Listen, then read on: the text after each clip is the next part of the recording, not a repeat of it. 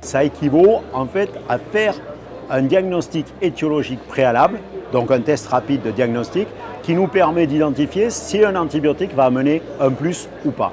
Essentiellement, c'est ça la démarche.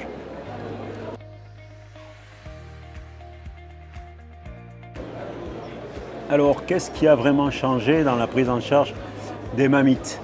En fait, on a une approche maintenant qui est très basée sur la clinique, en différenciant ce qui est mammite clinique sévère, c'est-à-dire une atteinte locale associée à une atteinte de l'état général, et mammite clinique non sévère.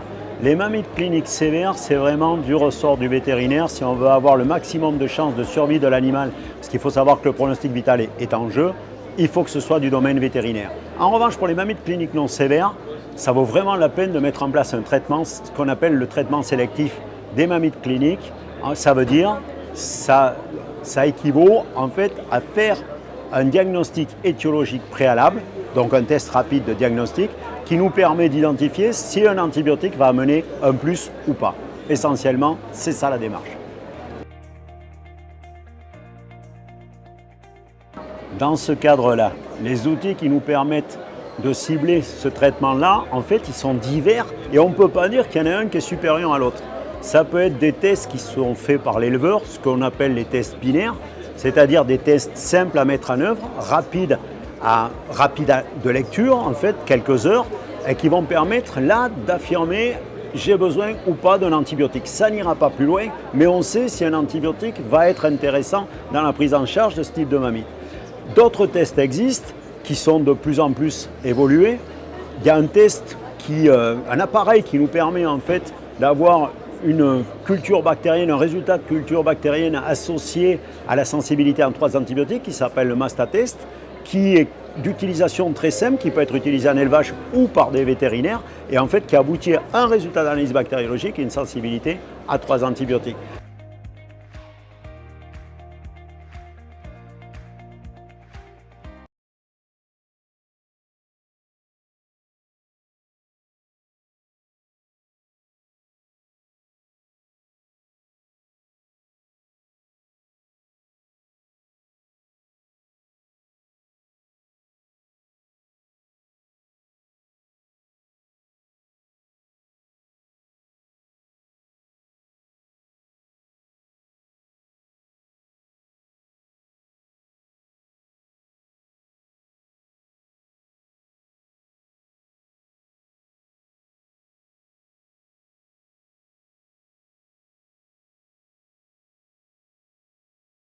Et dans l'évolution de ces tests, quand on va vers de plus en plus compliqué, on a aussi alors quelque chose de révolutionnaire là aussi, mais des PCR, de l'analyse moléculaire qu'on peut faire en établissement de soins vétérinaires.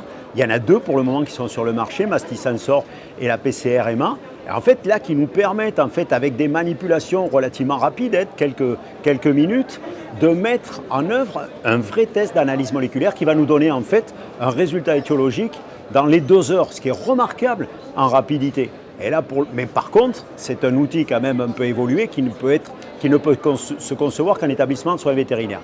Et le dernier point, évidemment, c'est de la culture bactérienne qui se fait de façon assez fréquente dans les établissements de soins vétérinaires. Alors une culture bactérienne plus ou moins évoluée, mais là qui va nous permettre là clairement d'avoir quelque chose, une analyse ouverte, c'est-à-dire où on peut mettre en évidence une large gamme en fait d'agents bactériens et on va pouvoir réaliser derrière un antibiogramme par la méthode des disques qui va nous permettre d'avoir le maximum de renseignements pour une approche et thérapeutique et aussi épidémiologique.